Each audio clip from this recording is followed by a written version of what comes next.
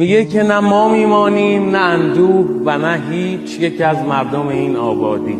به حباب نگران لب یک رود قسم و به کوتاهی آن لحظه شادی که گذشت قصه هم میگوید.